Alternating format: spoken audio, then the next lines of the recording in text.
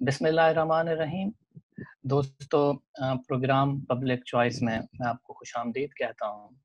ہمارا آج کا موضوع جو ہے وہ شہریوں اور حکومت کے درمیان جو ٹرسٹ ہے اس سے متعلق ہے، اور ہم اس مفروضے پہ بات کر رہے ہیں کہ حکومت کے درمیان اور حکومت اور شہریوں کے درمیان پاکستان میں جو اعتماد ہے تو وہ اس کی کمی پائی جاتی ہے۔ اور اور میرا یہ سمجھنا ہے کہ جو میں نے اکنامکس اور پولیٹیکل اکانومی کے لٹریچر سے سمجھا ہے وہ یہ ہے کہ جو ٹرسٹ ہے وہ سوشل کیپٹل کا ایک بنیادی جزو ہے، اور بغیر سوشل کیپٹل کے، بغیر ٹرسٹ کے ایک مضبوط گورنمنٹ قائم نہیں ہو سکتی، کیونکہ ہم جو سمجھتے ہیں کہ پولیٹیکل سائنس کے مطابق کہ ریاستیں ہمیشہ سوشل کانٹریکٹ سے وجود میں آتے ہیں، اسپیشلی جو جمہوری ریاستیں ہوتی ہیں، تو اگر ٹرسٹ نہ ہو تو وہ سوشل کانٹریکٹ قائم نہیں ہو سکتا۔ ایک کانٹریکٹ کے لیے ٹرسٹ لازمی ہے۔ اسی طرح معیشت بھی بغیر سوشل کانٹریکٹ کے قائم نہیں ہو سکتی۔ تو جیسے مارکیٹ کا سسٹم ہے کہ اگر صارف جو ہے وہ پروڈیوسر پر، کنزیومر اگر پروڈیوسر پر ٹرسٹ نہیں کرے گا تو مارکیٹ وجود میں نہیں آ سکتی، اور اسی طرح حکومت بھی مارکیٹ سے ٹیکسز نہیں اکٹھے کر سکتی کہ جب تک یہ ٹرسٹ کی فضا موجود نہ ہو۔ اور اسی طرح سوسائٹی کے حوالے سے ہم یہ سمجھتے ہیں کہ ایک سوسائٹی کے اندر اگر ٹرسٹ موجود ہوگا تو سوشل ڈیولپمنٹ آئے گی، ادروائز نہیں آئے گی۔ تو ہمارا یہ تصور کہ پاکستان میں جو ٹرسٹ ہے اس کی کمی پائی جاتی ہے، تو وہ بنیادی طور پر 3 یا 4 دلائل پر منحصر ہے، اور اس کے لیے میں تھوڑی دیر کے لیے آپ کو اپنی سلائڈز دکھانا چاہوں گا۔ سب سے پہلے تو ہمیں یہ سمجھ آتا ہے کہ پاکستان میں جو ٹیکسز ہیں، tax to G D P ratio, وہ انتہائی کم ہے، اور اس سلسلے میں لٹریچر موجود ہے کہ اگر ٹرسٹ کی کمی موجود ہو تو tax to G D P ratio نہیں بڑھ سکتی، اور اس سلسلے میں نے کچھ جو پیپرز ہیں ان کا ریفرنس بھی دیا ہے۔ پاکستان میں tax to G D P ratio 9.3% ہے، اور جبکہ گلوبل ایوریج 14.98% ہے۔ یہاں تک کہ ورلڈ بینک کے مطابق جو غریب ترین ممالک ہیں ان میں بھی یہ tax to G D P ratio جو ہے پاکستان سے زیادہ ہے۔ اسی طرح جو دوسرا انڈیکیٹر ہے وہ امیگریشن کا، کہ ہم پولیٹیکل اکانومی کے لٹریچر میں پڑھتے ہیں کہ اگر جو ہے ایک ملک پر یا ایک اسٹیٹ پر جو ہے شہریوں کا اعتماد نہ ہو تو وہ شہری ملک چھوڑ جاتے ہیں۔ تو ٹرسٹ کی کمی جو ہے وہ بھی امیگریشن کا ایک سبب ہے، اور آپ اس پکچر میں دیکھ سکتے ہیں کہ پاکستان میں 2009 سے لے کر 2015 تک لوگوں کی اکثریت نے ملک چھوڑا، اور پچھلی گورنمنٹ، مسلم لیگ نون کی گورنمنٹ میں لوگوں کا ملک چھوڑنے کی شرح میں انتہائی کمی آئی، اور پھر اگین جو ہے 2019 میں لوگوں نے زیادہ تعداد میں ملک چھوڑنا شروع کر دیا، اور 2020 میں جو ہے اگر کرونا کرائسس سے ہٹ کے اگر ہم فگرز دیکھیں تو ہمیں اس میں اضافہ ملتا ہے۔ اسی طرح ایک ڈیٹا سروے کے مطابق، ورلڈ ویلیو سروے جو ہے یہ دنیا کی 90% آبادی کا مطلب سروے کرتا ہے، تو جو سیمپلنگ ہے وہ پاکستان میں 1200 لوگوں سے پوچھا گیا ہے کہ آپ جو ہیں لوگوں پر ٹرسٹ کرتے ہیں، کہ آپ کے خیال میں لوگ اس قابل ہیں آپ کے ملک میں کہ ان پر ٹرسٹ کیا جائے؟ تو اکثریت کا یہ کہنا ہے کہ نہیں، ہمیں اس سلسلے میں بہت زیادہ احتیاط کی ضرورت ہے۔ اسی طرح جب پوچھا گیا ہے کہ اگر آپ کسی شخص سے پہلی بار ملیں تو آپ اس پر ٹرسٹ کریں گے، تو ڈیٹا یہ بتاتا ہے کہ تقریباً 70% لوگ جو ہیں وہ ٹرسٹ ڈیفیسٹ کا شکار ہیں، وہ پہلی بار کسی ملنے والے بندے پر اعتماد نہیں کرتے۔ اسی طرح دوسرے مذہب سے ایک شخص جس کا کسی اور مذہب سے تعلق ہے، یعنی مسلمان نہیں ہے یا غیر مسلم کے لیے جو مسلمان، تو تقریباً 72% لوگوں کا یہ ماننا ہے کہ ہم کسی دوسرے مذہب کے آدمی پر جو ہے ٹرسٹ نہیں کریں گے۔ اسی طرح اگر ایک شخص کسی دوسرے ملک سے ہے تو اس سلسلے میں بھی ہمیں ڈیٹا یہ بتاتا ہے کہ ہم کسی دوسرے شہریت کے حامل آدمی پر بھی ٹرسٹ نہیں کرتے۔ اور اسی طرح کہ جب لوگوں سے پوچھا گیا کہ آپ سمجھتے ہو کہ آپ اس قابل ہو کہ آپ پر لوگ ٹرسٹ کریں، تو حیران کن بات یہ ہے کہ تقریباً 70% لوگوں نے کہا کہ ہاں، ہم قابل اعتماد ہیں لیکن دوسرے قابل اعتماد نہیں ہیں۔ اسی طرح جو چوتھا ایویڈنس ہمیں یہ ملتا ہے کہ جو ابھی کرونا کرائسس آیا ہے، تو کرونا کرائسس کے دوران گورنمنٹ نے لوگوں کو ہدایات دینے کی کوشش کی ہے اور لوگوں نے اس کو سنجیدہ نہیں لیا۔ تو اس موضوع پر ہم آج بات کرنا چاہتے ہیں کہ پاکستان میں جو ہے ٹرسٹ کی کمی کیوں ہے، ہم دوسرے شہریوں سے مطلب جو ہے اعتماد کیوں نہیں کرتے، حکومت پر اعتماد نہیں کرتے، ہمارے اندر جو ٹرسٹ ڈیفیسٹ کا کرائسس جو ہم فیس کر رہے ہیں تو اس کی کیا وجوہات ہیں؟ تو آج اس موضوع پر بات کرنے کے لیے جو میں نے دعوت دی ہے اور میرے لیے فخر کی بات ہے کہ میرے مہمان ہیں بیرسٹر ظفر اللہ خان صاحب، اور کسی تعارف کے محتاج نہیں ہیں، اور مسلم لیگ نون کی حکومت میں یہ وفاقی وزیر تھے اور پرائم منسٹر کے اسپیشل اسسٹنٹ تھے، اور اس سے پہلے لا سیکرٹری رہے. اور ان کی شخصیت کی سب سے بڑی خوبی یہ ہے کہ ان میں اسکالر اور ایک بہترین پریکٹیشنر دونوں جو ہیں ان کی شخصیت میں موجود ہیں اور انتہائی خوبصورت شکل میں موجود ہیں. تو میرا سب سے پہلے جو ہے میں بیرسٹر صاحب آپ کا شکریہ ادا کروں گا کہ آپ نے ہمیں ٹائم دیا. Thank you, welcome. بیرسٹر صاحب میرا سب سے پہلا کوشچن یہ ہے کہ ابھی ہم کرونا کرائسس فیس کر رہے ہیں، اور ہم نے یہ دیکھا ہے اس کرونا کرائسس کے دوران کہ حکومت جو ہے لوگوں کو ہدایات دینے کی کوشش کرتی ہے کہ آپ اس طرح سے وائرس سے بچ سکتے ہو، اس طرح سے بچ سکتے ہو، لیکن جو ہے لوگ ان ہدایات پر عمل نہیں کر رہے. دوسری طرف ہم یہ بھی دیکھتے ہیں کہ حکومت کی جو پالیسیز ہیں کرونا سے متعلق، ان میں بھی جو ہے کوئی مطلب کنسسٹینسی ہمیں نہیں ملتی، اس میں بھی کوئی کوآرڈینیشن نہیں ملتی. اور گزشتہ 3 ماہ میں ہم نے دیکھا کہ حکومت اپنا جو بیانیہ ہے وہ بھی بدل رہی ہے. تو اس پوری فضا میں حکومت جو ہے الزام دے رہی ہے شہریوں کے کہ عوام جاہل ہے، یہ ہے وہ ہے، ہماری بات پر نہیں عمل کر رہی. تو آپ یہ سمجھتے ہیں کہ واقعی پاکستان کے اندر جو ہے ٹرسٹ کی کمی موجود ہے اور اس کرونا پینڈیمک نے اس کمی کو واضح طور پر ظاہر کیا ہے، یا یہ صرف گورنمنٹ کی انایفیشنسی ہے، لوگوں کے لیول پر کوئی پرابلم نہیں ہے؟ آپ نے بہت یہ پیچیدہ مسئلہ اٹھا دیا ہے اور اس مسئلے کے بہت پہلو اٹھا دیے آپ. یہ بات بالکل صحیح ہے کہ تاریخی طور پر ہمارے ہاں لوگوں کا ریاست حکومت کے اداروں پہ ٹرسٹ نہیں ہے.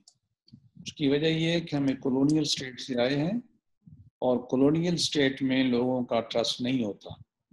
ایک ایکسپلیٹیٹیو اسٹیٹ ہوتی ہے، یا مارکسسٹ ٹرم میں اگر آپ استعمال کر لیں تو ایلینیشن آرڈر شاید میں ہو پایا جاتا ہے.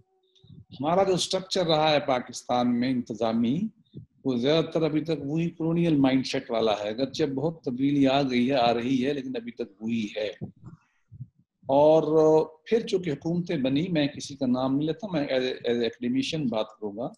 ہماری اسٹیٹ کے جتنے بھی ادارے تھے، خاص طور پر پولیٹیکل پارٹیز یا گورنمنٹس تھیں، انہوں نے عوام کے وہ فنڈامنٹل مسائل پورے حل نہیں کیے یا پوری کوشش کرتی دکھائی نہیں دی جس سے لوگوں کا ٹرسٹ پیدا ہوتا ہے.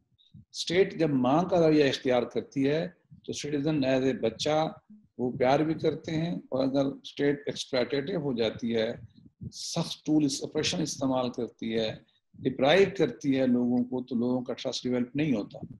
پاکستان میں بدقسمتی سے ریاست کے اداروں نے، ریاست کو میں اس کو اسٹیبلشمنٹ کے معنی میں نہیں لے رہا، میں جنرل معنی میں لے رہا ہوں، وہ عوام کی توقعات پہ پورا نہیں اترے. نہ روٹی ملی لوگوں کو، نہ روٹی کے وسائل ملے، نہ کھانا، نہ چھت ملی، نہ تعلیم، نہ صحت ملی، اور کم ملی. اور پھر جو پولیٹیکل ٹرسٹ تھا لوگوں کا، وہ یہ ہوتا ہے کہ کیا میں اپنی حکومت بنا سکتا ہوں؟ آپ کو لوگ کہیں گے کہ نو، فیصلے کہیں اور ہوتے ہیں. آپ کو بڑی پوئٹری مل جائے گی اس پہ کہ جی ووٹ چوری ہو جاتے ہیں، فلاں ہے، یہ باتیں چلتی رہتی ہیں. یہ ساری چیزیں پس منظر کے طور پہ آئی ہیں. اس حکومت کو یہ حد تک تو وراثت میں ملا ہے، اتنا تو ہمیں آنیسٹی سے ماننا چاہیے. اگلا مسئلہ یہ ہے کہ جو حکومت ہے اس پہ ٹرسٹ کوئی کیوں نہیں کرا؟ 3-4 وجوہات ہیں. پہلی بات تو یہ کہ ایک دن اور بات کرتے ہیں، دوسرے دن دوسرا کرتے ہیں. وہ کہتے ہیں نا کہ کس کا یقین کیجئے، کس کا نہ کیجئے. لائے ہیں لوگ بز میں یار سے خبریں الگ الگ، وزیر صاحب اور کہتے ہیں، پی ایم صاحب اور کہتے ہیں، صوبے والے اور کہتے ہیں. تو یہ پرابلم ہے. جب مختلف لیڈرشپ مختلف بات کر رہی ہو تو پھر ایسا ہی ہوتا ہے. دوسری بات یہ ہے کہ چونکہ 1.5 سال میں ان کی پرفارمنس کمزور رہی ہے، ان کے وعدے بڑے تھے، آئیڈیلزم بہت تھا، پاپولزم بہت تھا، چیزیں ملی نہیں ہیں، تو لوگوں میں جنرل بھی مایوسیوں کے بارے میں پائی جاتی ہے کہ یار تو نہیں کچھ کر سکتے. تو ایسی باتیں کرتے ہیں، وہ سمجھتے ہیں کہ شاید کرونا میں بھی باتیں کرتے ہیں. پھر کرونا کی پالیسی بھی ان کی جو ہیں وہ کوئی افیکٹو نہیں ہے. گویا کہ جنوری میں دنیا میں کرونا آ گیا تھا، ہم نے مارچ تک، اپریل تک، مئی تک بلکہ ڈاکٹر کی کٹ نہیں منگا سکے جو ہمارے بیچارے اپنی جان ہتھیلی پر رکھ کے لڑ رہے تھے. تو لوگ دیکھ رہے تھے نا کیا ہے. تو یہ وہ وجوہات ہیں جس کی ہسٹوریکل ریزن میں نے بتائی ہیں. اور پھر میں نے آپ کو بتایا ہے کہ اس حکومت کی اپنی جو پالیسیز تھیں اس کے نقائص کی وجہ سے مل ملا کے لوگوں کا بالکل ٹرسٹ نہیں ہے۔ ایک ایلیمنٹ اور بھی ہمارے یہاں پایا جاتا ہے، وہ ہمیں ماننا پڑے گا، وہ یہ ہے کہ عمومی طور پر ہمارے لوگ جو ہیں وہ ایک طرح سے بولڈ ہیں، میں بے وقوف نہیں کہتا، وہ زندگی کے رویے کے بارے میں بولڈ ہیں، بیماری کو اللہ کی طرف سمجھ لیتے ہیں، خیال نہیں کرتے، ہیلتھ کانشیس نہیں ہے۔ تو یہ بھی ایک وجہ ہے، لیکن یہ ریاست کا کام ہوتا ہے۔ انتظامیہ کس کام کی بلا ہوتی ہے؟ وہ لوگوں کو ایجوکیٹ کرتی ہے، سمجھاتی ہے، اور ماں کی طرح جب جیسے ماں بچے کو تھپڑ لگا دیتی ہے، وہ تھوڑی سختی بھی کر لیتی ہے کبھی کبھی۔ یہ سختی آپ کو اٹلی فرانس جیسے ملکوں میں دیکھا آپ کو ملی ہے، سعودی عرب میں بھی سختی، لیکن کم لوگوں پہ کرنی پڑتی ہے۔ میں اس بات پہ تیار نہیں ہوں کہ ہمارے لوگ ان پڑھ ہیں، یہ بھی کلونیل مائنڈ سیٹ ہے کہ کم پڑھے لکھے آدمی کو کہنا کہ تعلیم یافتہ نہیں ہے، ان پڑھ ہے۔ علم کا تعلق کوئی اس ڈگری شگری سے نہیں ہے۔ میں نے پی ایچ ڈی گدھے دیکھے ہیں اور ہم نے ان پڑھ لوگ انتہائی ذہین اور سمجھدار دیکھے ہیں۔ ہمارے لوگ بہت انٹیلیجنٹ ہیں، یورپی یونیورسٹیوں میں پاکستانی فرسٹ آتے ہیں، سیکنڈ آتے ہیں، تھرڈ آتے ہیں، میں نے یہی دیکھا ہے۔ لیکن عمومی ٹرسٹ چونکہ ہمارا گورنمنٹ پہ نہیں ہے، اور یہ گورنمنٹ ویسے ہی غیر سنجیدہ ہے، تو اس نے اپنے عمل سے بھی غیر سنجیدہ کیا ہے، تو یہ تین چیزیں مل گئی ہیں۔ ایک تو لوگ ہمارے ویسے ذرا بولڈ ہیں، ان چیزوں کا خیال نہیں کرتے، ایک ہسٹوریکلی مسٹرسٹ آ رہا ہے اور اسٹیٹ آف ایلینیشن آ رہی ہے، اور ایک اس حکومت سے ایلینیشن جو ہے لوگوں کی زیادہ ہے، چونکہ ان کی خواب بہت تھے، نکلا وہ کہتے ہیں نا خدا پہاڑ نکلا چوہا، وہ بھی آدھا مرا ہوا۔ خواب یہ تھا کہ ریاست مدینہ بنائیں گے۔ اب آپ دیکھیں کہ میں کل ڈاکٹر حفیظ پاشا کو سن رہا تھا جو پولیٹیکل اکانومسٹ ہیں، وہ کہتے ہیں اس بات کا خطرہ ہے کہ اگلے سال میں 48 سے 50% لوگ بلو پاورٹی لائن چلے جائیں گے۔ 70 سال میں 1950 کوئن وار کے قریب پاکستان کی اکانومی نیگیٹو پہ گئی تھی۔ اب ہماری گورنمنٹ، پچھلی گورنمنٹ 5.8 جی ڈی پی چھوڑ کے گئی تھی، 2.8 سے میں بھی پاکستان کی اکنامک ٹیم کا حصہ رہا ہوں۔ ہم نے جتنی محنت کی، آپ نے جو انڈیکیٹر تھے وہ سٹیبل کیے، اور آپ نے انڈیکیٹر ٹھیک بتایا کہ لوگوں کا ٹرسٹ ملک میں واپس آنا شروع ہو گیا، لوگوں نے جانا روک دیا، اور بجلی جو ہے وہ آ گئی، فیکٹریاں چلنی پڑی، سی پیک کی بہت بڑی انویسٹمنٹ آ گئی، اور فیز 2 لگنا تھا، اس میں انڈسٹریلائزیشن ہونی تھی اور کام ہونے تھے اور جنریشن ہوتی امپلائمنٹ وغیرہ کی، وہ رک گیا۔ تو لوگ دیکھتے ہیں نا، مثلا اسلام آباد کی جو میٹرو ہے، یہ 2 سال گورنمنٹ ہو گئے ہیں نا، انہوں نے ایک اینٹ نہیں لگائی، آدھی بنی ہوئی آدھی کھڑی ہے جو ایئرپورٹ تک جانی، لوگ اکثر دیکھتے تو ہیں نا۔ تو یہ ساری فیکٹرز ہیں اس کی وجہ سے یہ معاملہ ڈیولپ ہوا ہے۔ اچھا، ہمارے دوسرے مہمان جو ہیں وہ ڈاکٹر شفیق صاحب ہیں، بہاؤالدین ذکر یونیورسٹی کے شعبہ تاریخ کے جو ہیں ہیڈ ہیں، اور انہوں نے ابھی ہمیں جوائن کیا ہے۔ تو میں چاہوں گا کہ میں دوسرا سوال جو ہے وہ ڈاکٹر صاحب سے پوچھوں کہ ڈاکٹر صاحب، جیسا کہ برسٹر صاحب نے فرمایا کہ پاکستان میں جو ٹرسٹ ڈیفیسٹ ہے، تو اس کا ایک سبب یہ ہے کہ پاکستان میں جو ادارے موجود ہیں تو وہ نوبادیاتی دور کی میراث پر قائم ہیں، اور لوگوں کا بھی جو مائنڈ سیٹ ہے وہ بھی ابھی تک جو ہے، جیسا کہ وہ انگریزوں کی حکومت کو پرسیو کرتے تھے کہ فارن گورنمنٹ ہے، تو اسی طرح وہ پاکستانی گورنمنٹ کو بھی اسی نظر سے دیکھتے ہیں، حالانکہ جو ہے سچویشن بدل چکی ہے۔ تو آپ کیا کہتے ہیں کہ واقعی پاکستانی شہریوں کے جو مائنڈ سیٹ ہے اس میں کالونیل دور کے اداروں کے اثرات موجود ہیں؟ Thank you Zeeshan. بنیادی طور پر ہم دیکھیں تو جو ساؤتھ ایشیا کی ہسٹری ہے، اور خاص طور پر پاکستان کے ریجن کی، تو وہ غیر ملکی حملہ آوروں سے بھرپور ہے، اور یہاں پر ایک مسلسل عمل رہا ہے مخاصمت کا اور ریزسٹنس کا، اور کسی حد تک کوآپریشن کا بھی۔ تو یہ جو مخاصمت ہے اور ریزسٹنس ہے اور کوآپریشن ہے، یہ ٹائم ٹو ٹائم چلتی رہتی ہے۔ میں ذاتی طور پر سمجھتا ہوں کہ پوری انسانی تاریخ میں ریاست نے زیادہ تر کوئیژن کیا ہے اور طاقت کا استعمال کیا ہے، اس لیے پوری انسانی تاریخ ریاست کے خلاف مزاحمت سے بھرپور ہے۔ یہ ایلیمنٹ بہت اہم ہے، اور اسی ایلیمنٹ کو حل کرنے کے لیے، اسی مسئلے کو حل کرنے کے لیے ہمیں نظر آتا ہے کہ انسانی تاریخ میں نئے نئے نظامات متعارف کرائے گئے. سیاسی نظام کو متعارف کرانے کی وجہ یہی تھی کہ اس مسئلے کو حل کیا جائے کہ ریاست کو ایسے ہونے کی بجائے کوآپریٹو ہو. جہاں تک تعلق ہے کہ کالونل سامراجی لیگسی کا، تو میرے خیال میں دو چیزیں ہمیں ذہن میں رکھنی چاہیے.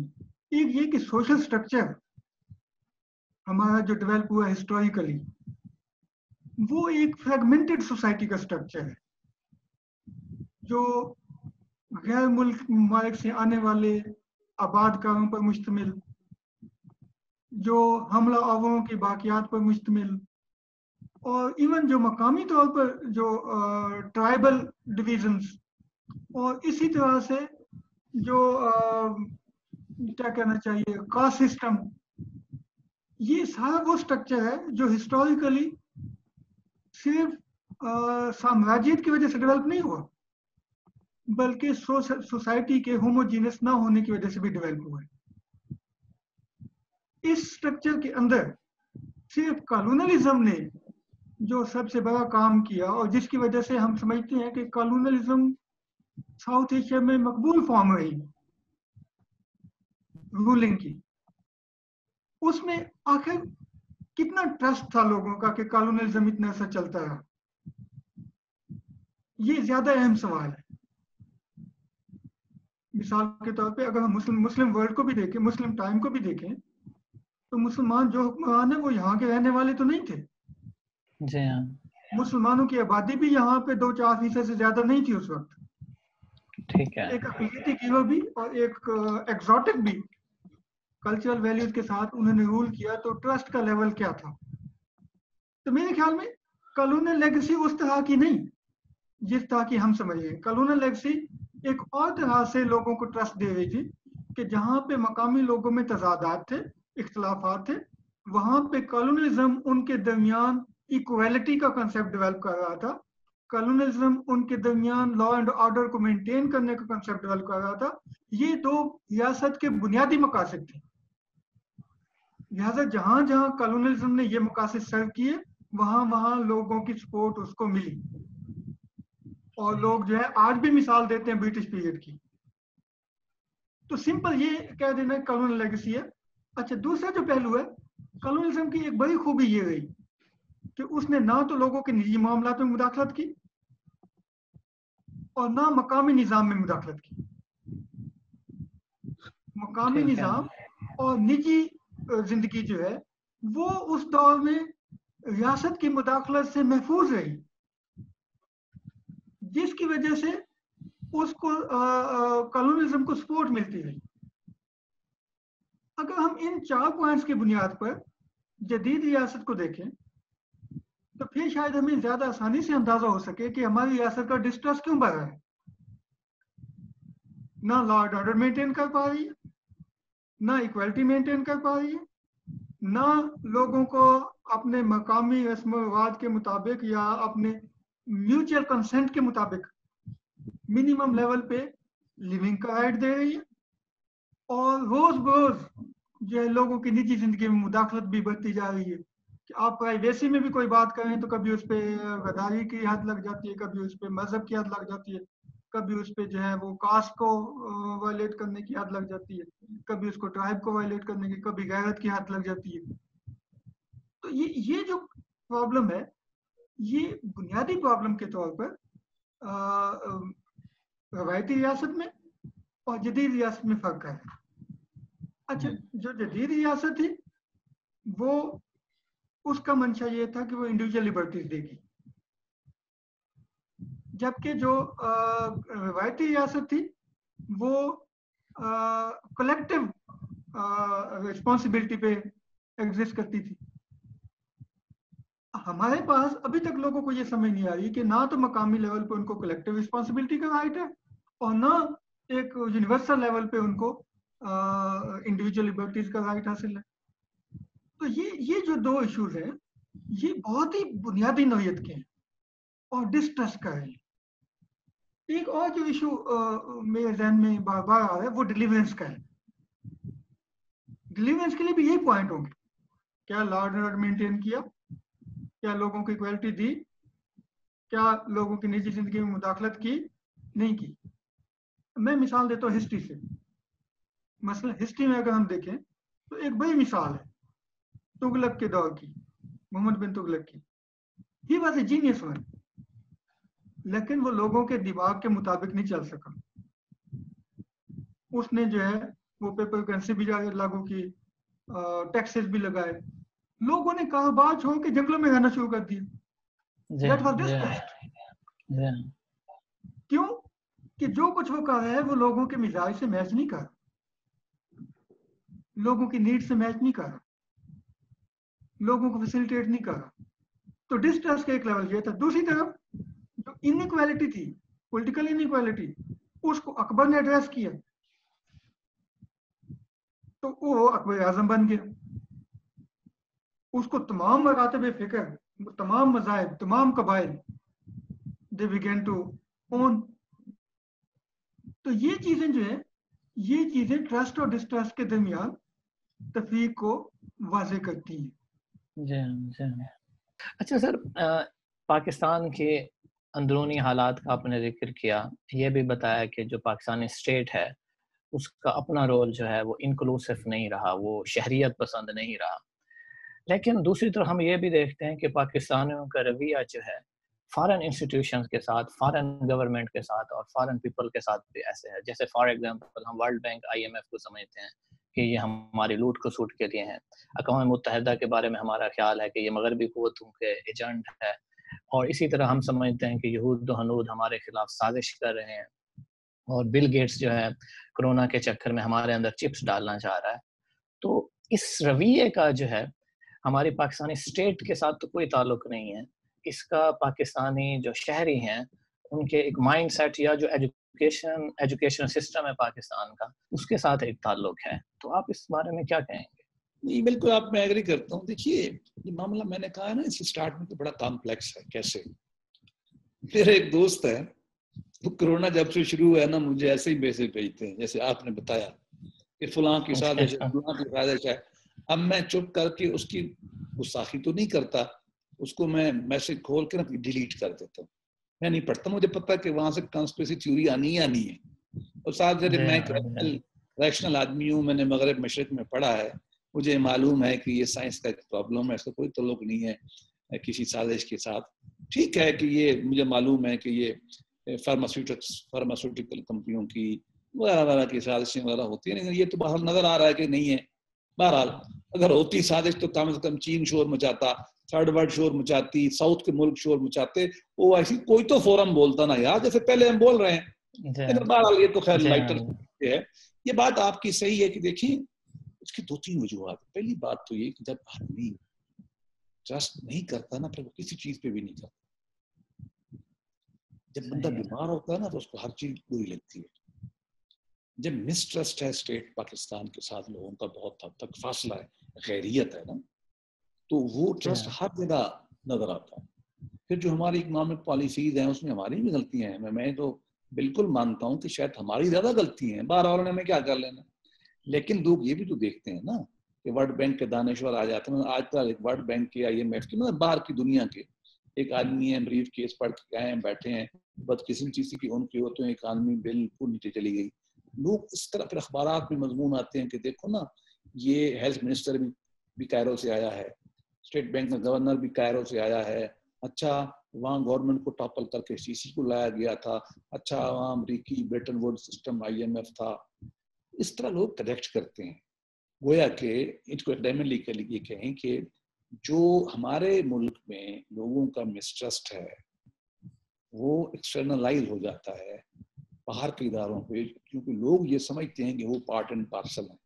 ये एलीट पाकिस्तान की जो है, जो हमें लूट सूट रही है, या खासतौर पे आजकल जो आया हुआ है तो सारे बाहर के हैं। आधी कैबिनेट इस वक्त नॉन इलेक्टेड लोगों पे है, जिनमें से बहुत सारे लोग ऐसे ही आए हुए हैं। एक फैक्टर तो ये बनता है।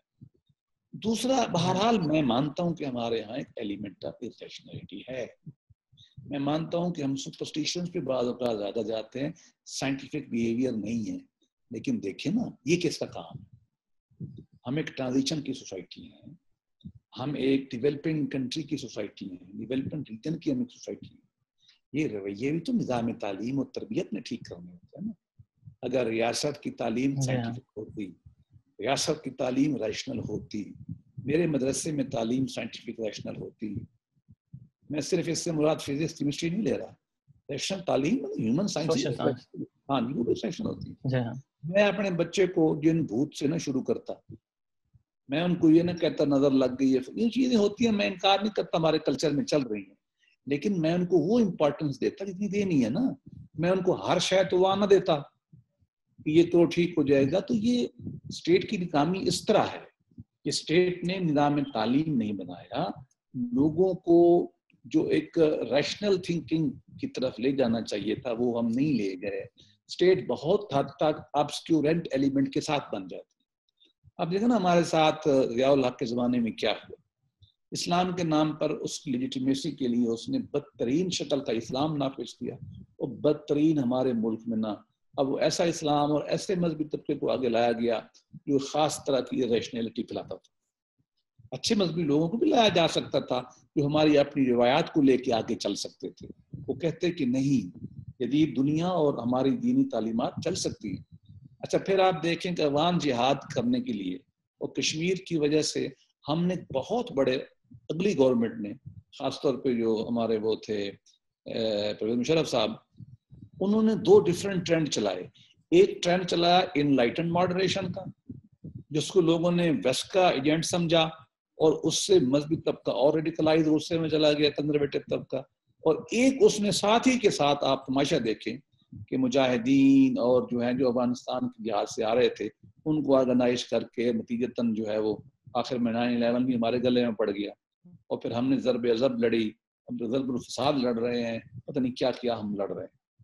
وہاں اسٹیٹ نے ان طبقوں کی نمائندگی کی جو تہذیب کی، ترقی کی ہر ایلیمنٹ کو مارتے تھے.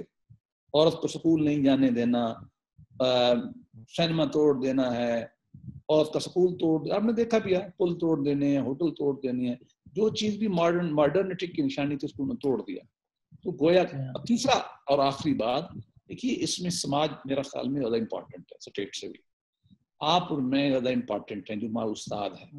بچپن کا استاد جو ہے وہ کیا پڑھا رہا، کیا اس کے رویے کیسے ہیں، کالج یونیورسٹیوں میں کیا کریٹیکل تھنکنگ پڑھائی جاتی ہے کہ نہیں.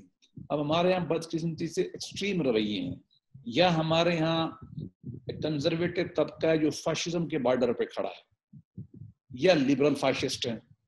یہ میری ٹرم ہے، میرے دوست ناراض بھی ہوتے رہتے ہیں، لیکن میں اس کو سوچ سمجھ کے استعمال کرتا ہوں. مجھے وہ کہتے ہیں کہ لبرل فاشسٹ کیسے ہو سکتے ہیں. میں نے کہا یہ ہمارے پاکستان میں ہوتے ہیں کہ وہ اپنے لبرل آئیڈیا پہ اتنے سخت ہیں کہ وہ کسی سے بات کرنے پہ تیار نہیں. تو یہ ایک پروفیسر ہمارے رائٹر، اب آپ نے چند دن پہلے دیکھ لیا نا ٹیلی ویژن پہ جھگڑا چل رہا تھا، ایک بہت بڑے دانشور ہیں ہمارے ڈراماٹسٹ نے بات کہہ دی، اب جناب گالم گلوچ ہو رہا ہے، اب عورتیں مرد لڑ رہے ہیں. اب دیکھیں نا یہ کون رائٹر کون ہوتا ہے، پروفیسر کون ہوتا ہے، مذہبی رہنما کون ہوتا ہے، دانشور میڈیا، یہ وہ ہوتے ہیں جو سماج کی انٹلیکچوئل ڈیولپمنٹ میں حصہ ڈالتے ہیں. ہمارے یہاں وہ بھی نہیں ہے. ابھی آپ ریسرچ دکھا رہے تھے، میں دیکھ رہا تھا کہ سورس آپ نے لکھا کہ یہ ورلڈ ویلیو سروے ہے. صاحب کہیں ویسٹ میں وہ ہوگا، ہمارے تو گیلپ بھی وہیں سے آتے، ماچس بھی وہیں سے آتے. بات یہ ہے کہ جب سم اپ کریں تو اس سماج کی بھی ناکامی ہے، اور سماج سے مراد عام آدمی کی کامیابی، ناکامی نہیں کہتا میں. سماج کو کریٹو مینارٹی جو ہوتی ہے نا، جو انٹلیکچوئل، وہ ایک راستہ دیتی ہے. سماج کا عام آدمی روٹی پانی کے چکر میں ہوتا ہے، اس سے ہم توقع نہیں کر سکتے. اس کو گائیڈ کرنے والا طبقہ بڑا تھوڑا ہے. سول سرونٹ ہوتا ہے، اسے لوگ سیکھ لیتے ہیں، پروفیسر سے سیکھ لیتے ہیں، ٹیچر سے سیکھ لیتے ہیں، دانشوروں کی رائٹنگ سے سیکھ لیتے ہیں.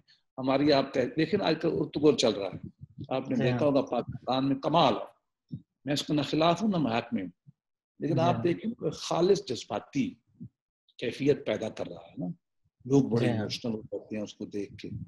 میں پھر کہتا ہوں کہ یہاں چونکہ میری یہ بات سن کے شاید لوگ میرے پیچھے پڑ جائیں، میں نہ حمایت کیوں نہ خلاف ہوں، لیکن میں یہ کہنا چاہتا ہوں کہ تہذیبیں صرف جذبات پہ نہیں کھڑی ہوتی. پچھلے 500 سال میں دنیا نے 2 باتیں سیکھی ہیں، 2 صرف. ایک ریشنلٹی آہستہ آہستہ بڑھتی چلی گئی ہے، اور ایک ہے human rights, human welfare, humanity, humanism, کوئی بھی نام دے لیں. تیسری کوئی چیز 500 سال میں نہیں ہے. کیا ہم یہ بچوں کو پڑھا رہے ہیں؟ اسٹیٹ پڑھا رہی ہے؟ نو. کیا پروفیسر سمارٹ کے انٹلیکچوئل دے رہے ہیں؟ نو. اس کی طرف کمی ہے اور گورنمنٹ اس پہ پھر ایڈ کر دیتی.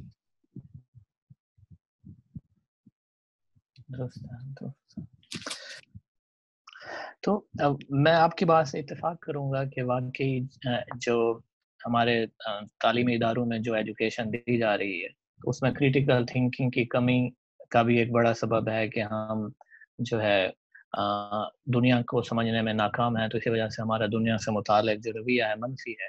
اور اسی طرح جیسا کہ آپ نے ایگزامپل دی کہ لبرل فاشزم کی, تو اس کی بھی یہ وجہ ہے کہ پاکستان کے اندر جو اکثریت ہے پاکستانیوں کی کہ جو اپنے آپ کو لبرل کہتے ہیں, تو وہ یقیناً لبرلزم کا جو تصور ہے بنیادی طور پر سیاسی, معاشی اور ثقافتی, اس سے لا علم ہے. تو علم کی کمی اور کریٹیکل تھنکنگ کی کمی جو ہے یہ ایک بڑا سبب ہے. ساتھ میں برسٹر صاحب ہم دو اور چیزیں بھی دیکھتے ہیں جن کا آپ نے بھی ذکر کیا اور میں چاہتا ہوں کہ میں تھوڑا سا اس پر مزید آپ سے ریمارکس لوں. وہ یہ ہے کہ پاکستان میں جو انسانی حقوق اور پبلک ویلفیئر, ان دونوں چیزوں کا جو ریکارڈ ہے پاکستان میں وہ انتہائی کمزور ہے. اسی وجہ سے کیا آپ سمجھتے ہیں کہ پاکستانیوں کی ایک بڑی تعداد انسانی حقوق دستیاب نہ ہونے کی وجہ سے بھی ریاست کو پسند نہیں کرتی, یہ سمجھتے ہیں کہ ریاست نے ہم سے ہمارے حقوق چھین لیے ہیں, اور پبلک ویلفیئر میں بھی وہ سمجھتے ہیں کہ ریاست صرف ٹیکسز لینے کے لیے ہے اور کوئی بھی سہولیات مہیا کرنے کے لیے نہیں ہے. تو ان دو اسباب کی وجہ سے بھی آپ سمجھتے ہیں کہ پاکستانی جو ہے ریاست پر اعتماد نہیں کرتے؟ یہ جب ریاست انسان کی, شہری کی بنیادی ضروریات پوری نہیں کرتی, اس کو بنیادی رائٹ نہیں دیتی, جان کا, عزت کا اور جائیداد کا, تو یہ غیریت پیدا ہونا, یہ ایلینیشن پیدا ہونا, یہ اعتماد کا کمی ہونا, ٹرسٹ کا نہ ہونا, یہ فطری بات ہے. انسانی تاریخ خاص طور پہ جدید تاریخ یہ بتاتی ہے کہ یہ جو لاک, روسو اور یہ جو برک وغیرہ ہے, اور اس کے بعد فرینچ ریولوشن, امریکن ریولوشن آیا وغیرہ وغیرہ, میگنا کارٹا سے لے کر یہ سیکنڈ ورلڈ وار تک ایک پوری جدوجہد ہے ہیومن رائٹس کی, جس میں پہلے سول پولیٹیکل رائٹس آئے تھے. درست ہے. بادشاہوں کو میگنا کارٹا سے لمٹ کرنا, گلوریس ریولوشن آ گیا 1648 کا, پھر اس کے بعد یہ دانشور پیدا ہو گئے جو سوشل کانٹریکٹ جن کی طرف آپ نے اشارہ کیا, مطلب لاک سے ہاپ سے شروع ہو جائے لیوتھیان سے, اگرچہ مکس بھی تھا لیکن بہرحال شروع تو ہو گیا. وہ لاک کا سیکنڈ ٹریٹیز آپ دیکھ لیں, اس کے بعد اگر آپ روسو کی سوشل کانٹریکٹ, قطار ہے لومینریز کی, انہوں نے اپنے تئیں یہ بتایا سادہ لفظوں میں یہ کہ انسان کو انسان ٹریٹ کرو, ان کے ان ایلینیبل رائٹ ہیں, یہ ایسے رائٹ ہیں جو کسی نے نہیں دیے, یہ بہت امپارٹنٹ ہے. ہمارے یہاں دیکھے کہ ہم نے احسان کیا, ہم نے فلاں چیز دے دی ہے, بھائی تم نے احسان نہیں کی, یہ ہمارا حق تھا. اس لیے قرآن مجید نے عجیب لفظ استعمال کیا ہے, وَلَقَدْ كَرَّمْنَا بَنِي آدم, ہم نے انسان کو ڈگنیٹی اور آنر دی ہے. اس نے یہ نہیں کہا کہ عورت کو نہیں دی, مرد کو دی ہے, یہودی کو نہیں دی, مسلمان کو دی ہے, نو. تو کہنا کیا چاہتا ہے قرآن یہ کہنا چاہتا ہے کہ انسان کے رائٹ انہیرنٹ ہے, بینگ اے ہیومن بینگ ہے, ناٹ بینگ پاکستانی, امریکن, مسلم, یہودی, ہندو, مرد, نو. اور انیلینیبل ہیں, یہ خطائیں ختم نہیں کیے جا سکتے, یہ ابرج نہیں کیے جا سکتے, یہ نہیں کیے. یہ پوری موومنٹ چلی, اور یہ موومنٹ سیکنڈ ورلڈ وار کے بعد بہت تیز ہو گئی. ہمارا آئین جو ہے انٹرنیشنل بل آف رائٹ کے تمام رائٹس جو ہے وہ سارے کے سارے ہمارے آئین میں ہیں, لیکن جیسے میں نے عرض کیا کہ فنڈامنٹل سول لبرٹیز ہوتی ہیں, وہ فریڈم آف ایکسپریشن کو سول رائٹس کہتے ہیں, یہ مدر آف آل لبرٹیز ہے, اس سے ساری چیزیں نکلتی ہیں. فرسٹ جنریشن رائٹس یہ ہوتے ہیں, second generation right economic right ہے, تھرڈ جنریشن رائٹ سولیڈیرٹی کی, انٹلیکچوئل ڈیولپمنٹ, کلین انوائرمنٹ, یہ ساری چیزیں بعد میں آتی ہیں. ہماری بدقسمتی یہ ہے کہ 47 آن ورڈ ہم اتنا ٹوٹ پھوٹ کا شکار ہیں کہ ہمیں ابھی تک سول پولیٹیکل رائٹ اویلیبل نہیں ہے. 70 سال میں میجارٹی پیریڈ تو ہم نے بوٹوں کے نیچے گزار دی, اور باقی جو گورنمنٹ آتی ہیں وہ بیچاری کبھی لنگڑی لولی ہوتی ہیں اور کبھی لنگڑی لولی کر دی جاتی ہے. ہمارے یہاں پہلے سول سروس بہت اسٹرانگ تھی, اس کے بعد آرمی اسٹرانگ ہو گئی, تو دونوں نے اتفاق کر لیا, سول ملٹری اولیگارکی بن گئی. وہ جب ایسا ایسا کمزور ہوئی تو صرف ملٹری رہ گئی، اور درمیان میں جوڈیشری نے تھوڑا بہت سر اٹھایا، اب کبھی سر کچل جاتا ہے، کبھی اس کا نیچے ہو جاتا ہے۔ پارلیمان جو عوام کی وشز کی نمائندہ ہے پاکستان میں سب سے کمزور ہے، ایگزیکٹو سب سے اسٹرانگ تھی، اب نہیں ہے، اب جوڈیشری ایگزیکٹو سے بھی اسٹرانگ ہو گئی ہے، یا آرمی سب پہ اسٹرانگ ہے۔ ان صورتحال میں جب آپ کو یہ لوگ کہیں کہ یہ الیکشن چوری ہو گئے، لوگ کہیں کہ جی پارٹی ٹکٹ ٹھیک نہیں دیتی، لوگ کہ جی پارٹیوں میں کچھ لوگوں کا قبضہ ہے، یہ ساری باتیں اس کا حصہ ہے۔ یہ رول آف لا نہیں ہے، کانسٹیٹیوشنل کنونشن نہیں ہے، کانسٹیٹیوشن لیٹر اسپرٹ کو نہیں دیکھا جاتا، عدالتیں بھی ڈاکٹرن آف نیسیسٹی کو لے آتی ہیں۔ تو گویا کہ یہ جو نان ڈیموکریٹک رہا، ان لوگوں کو فنڈامنٹل رائٹس سول پولیٹیکل نہ ملے، اس کے بعد اگر رائٹس ملنے نہیں تھے، وہ ملتے تو لوگ اپنے معاملات خود طے کرتے۔ یہ بہت اہم وجہ ہے، میں آپ سے اتفاق کرتا ہوں کہ پاکستان کے لوگوں کے حقوق انسانی، خاص طور پر سول پولیٹیکل رائٹس ان کو نہ ملے، جس کی وجہ سے وہ اپنے فیصلے نہ کر سکیں۔ آج کا بجٹ دیکھ لیں آپ، اس گورنمنٹ کا بجٹ آپ دیکھ لیں، ہمارا بجٹ چلا جاتا ہے ہماری حفاظت پر یا ڈیٹ سروس میں، لوگوں کو ملتا کیا ہے؟ تو کوئی نہیں ملتا۔ یہ ہمیں دیکھنا پڑے گا نا کہ ہماری گورنمنٹ آئی تھی 2018 میں، 13 میں، آپ نہیں 13 میں آئی تھی، 350 بلین جو ہے ٹوٹل ڈیولپمنٹ بجٹ تھا۔ میاں نواز شریف ہنستا تھا کہ یار اس ملک کو کیا کریں گے، کھینچ تان کہ ہم آخری سال جو ہے 800 بلین تک لے گئے۔ ٹیکس ٹوٹل کلیکشن جو ہے 2013 میں ہماری 1800 بلین تھی ٹوٹل، 1.8 بلین ڈالر اس زمانے میں۔ اب ہم اس کو 39,900 پہ چھوڑ گئے۔ اب دیکھیں 2 سال میں ڈبل ٹیکسیشن لگانے کے باوجود بھی اتنا کھڑا ہے، اور اس کا میجر چنک جو ہے وہ ہم اپنی انڈیا ہمارے ساتھ پہ بیٹھا ہے۔ میں یہ نہیں کہتا کہ فوج کا کم کرو، بھائی ہمارے حالات ہی ایسے ہیں، لیکن ہمیں اپنے ریونیو بڑھانے چاہیے ہمیں، لیکن ہم اپنے لوگوں کو نہ ہیلتھ دے سکتے اس میں، جو ان کا فنڈامنٹل رائٹ ہے، نہ ہم تعلیم دے سکتے۔ ہم نے پاکستان کی آئین میں آرٹیکل ڈالا ہے جس میں ہم نے یہ لکھا ہے کہ ہم لوگوں کو فری ایجوکیشن دیں، ہم نہیں دے پا رہے۔ ہسپتال دیکھیں، کورونا میں لوگ مجھ سے سفارش کراتے ہیں کہ جی میرا بیٹا باہر ریڈی پہ پڑا ہوا ہے، چارپائی پہ پڑا ہوا ہے۔ ڈینگی میں بھی یہی تھا، آج کل بھی یہی ہے کہ جناب آپ سفارش کر دیں کہ جی ہمیں اندر بیڈ مل جائے۔ میرا ایمان دل ہل جاتا ہے کہ وہ ماں باپ بہنیں بھائی باہر کھڑے ہیں، ریڈی پہ بچے کو لے آئے ہیں، وہ نوجوان بچہ تڑپ رہا ہے اندر اسٹیٹ کے پاس۔ آپ پن میرا اسپتال میں جائیں، اس وقت آپ اگر جائیں تو آپ کو آدھے میل کی قطار ملتی ہے، جو ہمارے ایمرجنسی کے لوگ باہر پڑے ہو۔ دیکھیے نا، یہ وہ فیکٹرز ہیں جس سے لوگوں کا ناراض ہونا فطری بات ہے۔ لوگوں کا ناراضگی بالکل جائز ہے، لوگوں کو گالی نہیں دینی چاہیے۔ میں حکومت کا حصہ رہا ہوں، میں پھر بھی اپنے آپ کو الزام دوں، میں ایک پولیٹیکل پارٹی میں سینئر پوزیشن پہ ہوں، میں عوام کو نہیں الزام دیتا، میں ان طاقتوں کو الزام دیتا ہوں جو عوام کے حقوق چھینتی ہیں، چاہے کوئی کیوں نہیں ہے، چاہے میں ہی کیوں نہیں۔ دیکھیے عوام سے محبت کی ضرورت ہے، عوام سے مادرلی ٹریٹمنٹ کرنے کی ضرورت ہے۔ آپ کو معلوم ہے جہاں آپ رہ رہے ہیں، میں بھی وہاں پڑھا ہوں ولایت میں، میں اٹلی میں پڑھا ہوں، میں ڈین ہاک میں پڑھا ہوں، نیدرلینڈ میں، سوئٹزرلینڈ میں پڑھا ہوں۔ میں نے دیکھا ہے کہ ریاست وہاں لوگوں کو اپنا بچہ سمجھتی ہے، ان کو ہر شے دیتی ہے۔ جب میں اور میری پارٹی اور میری حکومت اور میرا ملک اور میری سیاسی پارٹیاں اور میری فوج یہ کام کرنے لگ جائیں گی تو لوگ محبت کریں گے۔ ہمارے ہاں دیکھیں، جب بھی ضرورت پڑتی ہے لوگ پاگلوں کی طرح آگے آ کے قربانی دیتے ہیں۔ 2005 میں زلزلہ آیا تو میں یہ کام کرتا تھا، میں آپ کو بتا نہیں سکتا، میرے دفتر کے بعد لوگ ٹرک کا سامان چھوڑ کے چلے جاتے تھے، کہتے یار یہ تقسیم کرے، ایدی کو نہیں دیتے۔ 70 بلین 2000 میں سینٹر فار فلنتھراپی نے ہارورڈ کے پروفیسر سے ریسرچ کروائی تھی، آپ نیٹ پہ کریں دیکھ لیں، اتنی موٹی رپورٹ ہے۔ انہوں نے لکھا کہ سب سے زیادہ پر کیپٹا چیریٹی پاکستان میں لوگ کرتے ہیں، اسٹیٹ کو نہیں دیتے، ٹیکس نہیں دیں گے۔ یہ وہی بات ہے، ان کو پتہ ہے ٹیکس مس یوز ہو جاتا، چیریٹی مدرسے کو دے دیتے ہیں۔ یہاں شہر میں دیکھیں کتنے مدرسے، لال مسجد جیسا مدرسے جو ہے وہ بھی چل رہا ہے۔ تو یہ ٹرسٹ ہے، مس ٹرسٹ ہے، ہمیں یہاں کی مند نہیں کرنی چاہیے۔ اور ریاست ذمہ دار ہے یا دانشور ذمہ دار ہیں، پروفیسر ذمہ دار ہیں، اس طرح کے انہوں نے لوگوں کو ایجوکیٹ کرنا۔ میری یہ مراد ہے، میں الزام نہیں دے رہا، جی نا میں سمجھ رہا ہوں جی جی.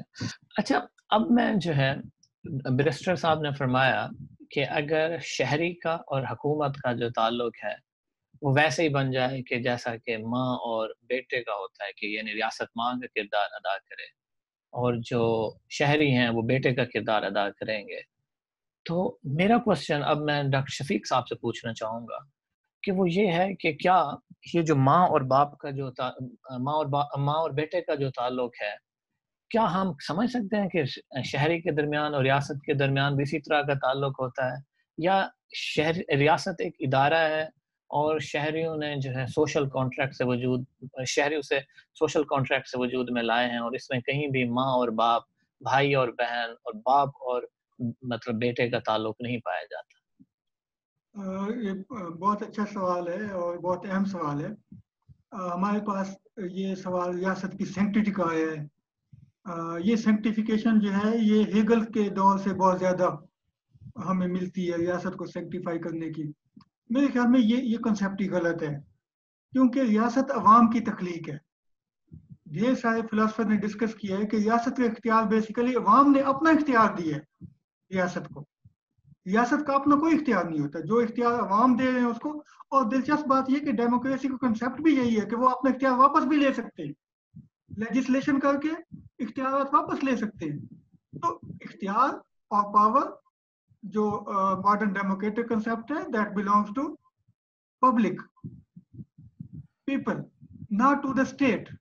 یہ جو کنسیپٹ ہے ریاست مائیں، اس میں ایک تو اس کو ایلڈرلی اور پیرنٹلی پاور دینے کا کنسیپٹ ہے، دوسرا اس کو سینکٹیفائی کرنے کا، کیونکہ بہرحال سوسائٹی میں جو ماں باپ کے ساتھ پیرنٹنگ ریلیشن ہے اس میں سینکٹیفیکیشن بہت زیادہ شامل ہے.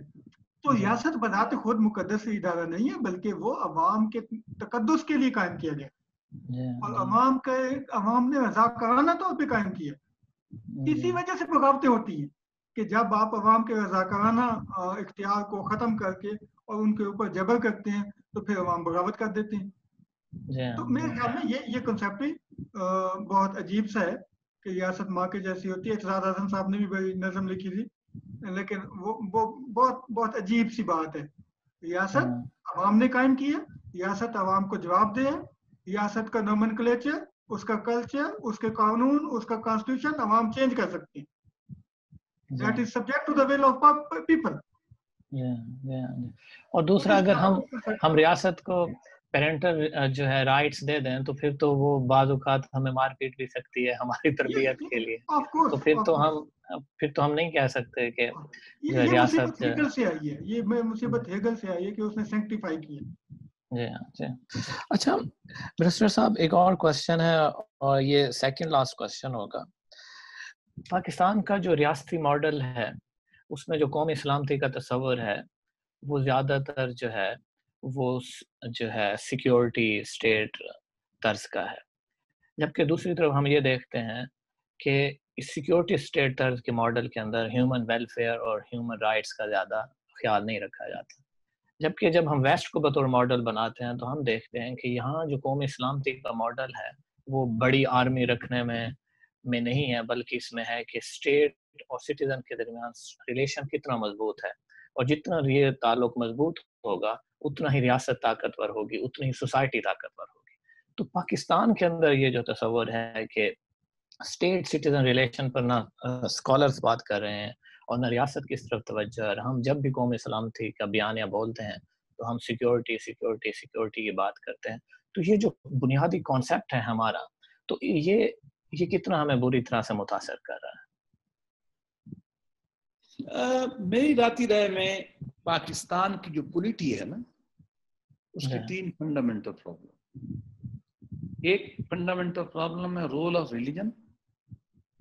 یہ قرارداد مقاصد سے لے کر طالبانائزیشن، سپاہ صحابہ، شیعہ قتل و غارت سے لے کر افغان جہاد اور یہ کشمیر جہاد اور یہ مولانا خادم حسین رضوی، قادیانیوں، فلاں قادیانی ہے، فلاں قادیانی ہے، فلاں شیعہ ہے، فلاں وہابی ہے، یہ پوری سلفی، یہ پوری موومنٹ جس کی آپ جہاد تک، یہ سارا میں اس کو رول آف ریلیجن کہتا ہوں. یہ ہم نے مسپلیج کیا ہے، اس نے سوسائٹی کو تاب کر دیا سب نے. دوسرا جو بڑا امپورٹنٹ پرابلم پاکستان کی پولیٹیکلی کو پلیگ کیا، خراب کیا، وہ فیڈریشن کا پرنسپل ہے. وہ زبان کا رائٹ نہ دینا بنگالیوں سے شروع ہوا. کنسنٹریشن آف ویلتھ پنجاب میں ہوئی، کراچی میں ہوئی، ایسٹ پاکستان چلا گیا، سندھو دیش کا نعرے لگے، پختونستان کے نعرے لگے، اور مطلب یہ کہ ابھی بلوچستان کا ایشو ہے، ساؤتھ پنجاب کا ایشو ہے، ہزارہ کا ایشو ہے. یہ سارے کے سارے اسی کی ڈفرینٹ ڈائمینشنز ہیں. ہم نے نہیں حل کیا. کے پی کے اس میں جی بی بھی ہے، کشمیر بھی ہے، اس میں فاٹا بھی ہے. چلو خوش قسمتی ہے مجھے اللہ نے اعزاز بخشا کہ میرے دن میں یہ ڈیوٹی تھی کہ فاٹا کے لیجسلیشن کروں، کانسٹیٹیوشنل امینڈمنٹ فاٹا کو مرج کر دوں. جی بی کو ہم نے وہی رائٹ دے دیے جاتے جاتے کہ پاکستان کسی صوبے کو، اگرچہ ہم صوبہ بنا نہیں سکتے کشمیر کی وجہ سے، کشمیر کو بھی ہم نے وہی رائٹ دے دیے. اس پہ اچھی بات میں آپ کو بتاؤں، فاٹا کو مرج کرنے میں، جی بی کو مرج کرنے میں، اور کشمیر کو بھی وہی رائٹ دینے میں جو صوبہ پنجاب کو یا بلوچستان کو، اس میں سول دیٹ مین ہماری گورنمنٹ اینڈ فوج ایک پیج پہ تھی. باقی ہو نہ ہو، کیونکہ نیشنل سیکورٹی کونسل نے مجھے بلا کے، پرائم منسٹر نے کہا تھا، آرمی چیف سب نے، کہ آپ جائیں اس طرح کے لا بنا کے ہمارے لیے لے آئیں، جلدی کریں. چلو وہ ایک کام ہم نے کر دیا، لیکن ہمارا مسئلہ حل نہیں ہوا. تیسرا بڑا مسئلہ جو پاکستان کا درپیش ہے وہ ہے سول ملٹری ریلیشنز، جس کی طرف آپ اشارہ کر رہے ہیں. میں سکول کے آتا ہوں. سول ملٹری ریلیشن پہلے دو مسئلے بھی پیدا یہی کرتا، میجر حصہ. تو اصل پرابلم یہی ہے، پولیٹیکل ادارے ویک تھے، ویک ہیں. یہ ڈیویلپ ادارہ تھا جب پاکستان بنا ہے، اور پھر وسائل اس کو زیادہ مل گئے انڈیا کی وجہ سے، پھر ہم نے کچھ انڈیا کو استعمال بھی کیا. ان فیکٹ پاکستان ایک ویلفیئر اسٹیٹ نہیں ہے. حالانکہ پاکستان کے آئین کا اگر پریمبل پڑھے نا، وہ یہی کہتا ہے کہ پاکستان ایک ویلفیئر اسٹیٹ ہے. سوشل جسٹس کا پتہ نہیں 7 دفعہ لفظ استعمال ہے، باقی چیزیں بھی آپ اس میں دیکھ لیں، اور قرآن مجید بھی یہی کہتا ہے. لیکن ہم نے کسی وجہ سے ایسا بنا کے ایک سیکورٹی پیراڈائم بنایا ہو جو تھوڑا سا ایکچوئل ہے، باقی انفلیٹڈ ہے. نیوکلیئر ڈیٹررنس کے بعد ہمیں چاہیے تھا کہ ہم اس کو ری وزٹ کریں، لیکن ہم نے نہیں کیا. لہذا ہمارے وسائل جو ہیں وہاں چلے جاتے ہیں. پھر وسائل لینے کے لیے آپ کو پولیٹیکل ٹوسٹنگ کرنی پڑتی ہے، پیچھے سے راستہ آپ کو انٹروین کرنا پڑتا ہے، اس سے پولیٹیکل سسٹم بھی ٹوٹ جاتا ہے. تو پریکٹیکلی ہو یہی رہا ہے کہ سیکورٹی اپریٹس ڈائریکٹلی یا انڈائریکٹلی اس ملک کو چلاتا ہے. ٹھیک، اب جب یہ چلا رہا ہے، وسائل بھی وہ لے رہا ہے، اور وہ کہتے یہ ہیں کہ یہ ریزن. میں اس وقت ریزن میں نہیں جاتا. میں یہ نہیں کہہ رہا کہ ان کا سسٹم غلط ہے، لیکن اس کا ہوا کیا ہے. کامن مین اپنے آپ کو محروم سمجھتا ہے، ایلینیشن کا شکار ہے، اور وہ تب تک نہیں ہوگا معاملہ خاتمہ جب ہم یہ طے کر لیں گے سارے کہ یہ اسٹیٹ ویلفیئر اسٹیٹ ہے، یہ صحیح معنوں میں ریاست مدینہ ہے، یہ صحیح معنوں میں خلافت راشدہ کی اسٹیٹ ہے، یہ صحیح معنوں میں پارلیمانی ڈیموکریٹک اسٹیٹ ہے جو دنیا میں چل رہی ہیں، یہ صحیح معنوں میں ایسی اسٹیٹ ہے جس کے فیصلے عوام کرتے ہیں، غلط یا صحیح. مجھے نکرومہ کی بات بڑی اچھی لگتی ہے، جب میں یہ الزام سنتا ہوں نا کہ یہ فیصدان تو یہ کرتے ہیں، فلاں تو یہ کرتے ہیں. اس نے کہا تھا we have a right to manage and mismanage our affairs. لوگوں کو اپنا رائٹ ہے اپنے معاملات بنانے کا، چلانے کا، خراب کرنے کا. آپ کے معاملات میں نہیں ٹھیک کر سکتا. اور اس کی جو فلسافیکل بیسس ہے نا وہ بڑی امپورٹنٹ ہے. رائٹ ٹو رول کس کا ہے؟ 3 بڑی تھیوریاں دنیا میں ہے نا. رائٹ ٹو رول قوت کو ہے، بندوق کو ہے، فورس کو ہے. Right to rule divine right ہے. یہ دونوں تھیوریاں دنیا ریجیکٹ کر چکی ہے. دنیا سے یہ پہنچتی ہے کہ right to rule consent based ہے، لوگوں کی مرضی ہے. ہم نے وہ ڈینائی کیا ہوا ہے. اس سے اسٹیٹس میں لوگوں کی نفرت پیدا ہوتی ہے، اس لیے لوگ غصہ کرتے ہیں، لوگ سب نیشنلزم چلاتے ہیں، لوگ نیشنلزم چلاتے ہیں. اور یہ ہمیں کام روکنا پڑے گا، ورنہ ہماری اسٹیٹ کی فریجیلٹی بڑھتی چلی جائے گی. لوگوں کا اینگر جو ہے نا یہ بڑھتا چلا جائے گا. میں آپ کو خطرناک پریڈکشن کرنا چلا ہوں. آپ کورونا ختم ہونے دیں، پھر آپ لوگوں کا حشر دیکھیں گورنمنٹ خط کرتے کیا. آج کل میں شہر میں رہ رہا ہوں، اسلام آباد میں، اس گھر میں لاسٹ نائٹ میرے گھر میں بجلی نہیں تھی اور میں سارے نہیں سو سکا. تو سارے شہر میں نہیں تھی. بجلی موجود ہے، 11,000 megawatt Nawaz Sharif add کر گیا ہے. ٹھیک ہے 2 ڈیم بھی ہم شروع کر رہے تھے، اس کو آج کل کہہ رہے ہیں کہ ہم کر رہے ہیں بھاشا فلاں. میرے بھائی اندھوں کو پتہ ہے 122 ارب روپے کی زمین تو ہم خرید چکے تھے، ایک بینک کی فائنینشیل کلوز ہو چکی تھی اور ایک کی ہماری ورلڈ بینک وغیرہ سے مذاکرات ہمارے جاری تھے. آپ نے 2 سال ڈیلے کر کے کارنامہ کون کیا؟ نہیں کیا آپ نے. میرے بھائی جب تک ہم لوگوں کو مطمئن نہیں کریں گے، جتنا ہم نے اب مایوس کر دیا ہے، مجھے بہت خطرہ ہے کہ پاکستان میں اسٹریٹ کرائم بڑھے گا اور لوگوں میں پولیٹیکل ایجیٹیشن کی طرف لوگ جائیں گے، اور وہ ایسی چیزیں خطرناک ہوتی ہیں ملک و ملت کے لیے، اس کی طرف ہم جا رہے ہیں. اچھا ڈاکٹر شفیق صاحب سے میں سوال کرنا چاہوں گا.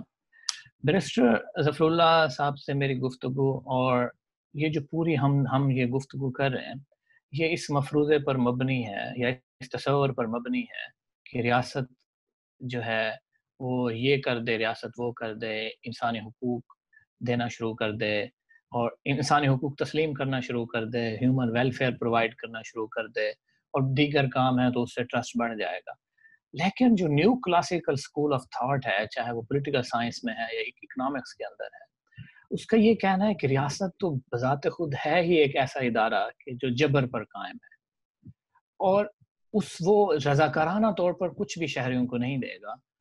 تو ایسا بندوبست کی ضرورت ہے لاء کی شکل میں کہ جو ریاست کو مجبور کرے کہ بھئی تم شہریوں کو سہولیات مہیا کرو، اور ساتھ ہی neo classical school of thought شہریوں سے ڈیمانڈ کرتا ہے کہ آپ ریاست پر کڑی گرفت رکھیں، ریاست کو اپنی نگرانی میں رکھیں، اور جیسے ہی آپ محسوس کریں کہ ریاست جو ہے اپنی بنیادی ذمہ داریاں نہیں ادا کر رہی، تو آپ سٹرائکس کی شکل میں، یہاں تک کہ جو یو ایس اے کا گن لا ہے اس کے مطابق کہ وائلنس کی شکل میں بھی، مزاحمت کی شکل میں ریاست کو راہ راست پر لے کے آئیں. تو ابھی جو ہم نے اب تک ڈسکشن کیا وہ یہ ہے کہ ہم یہ سمجھ رہے ہیں کہ ریاست رضاکارانہ طور پر یہ کام کرنا شروع کر دے گی.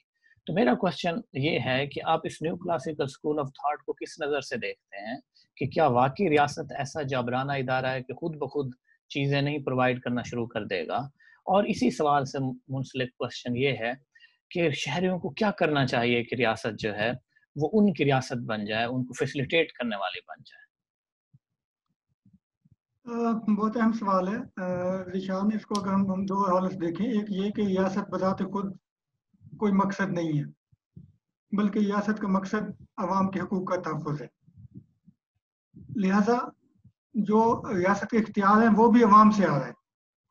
لیکن ہسٹری کا ایک بڑا المیہ یہ ہے کہ اختیار جس کو بھی مل جاتا ہے وہ واپس نہیں دیتا، اور وہ اس اختیار کو لوگوں کو دبانے کے لیے جبر کے طور پہ استعمال کرتا ہے.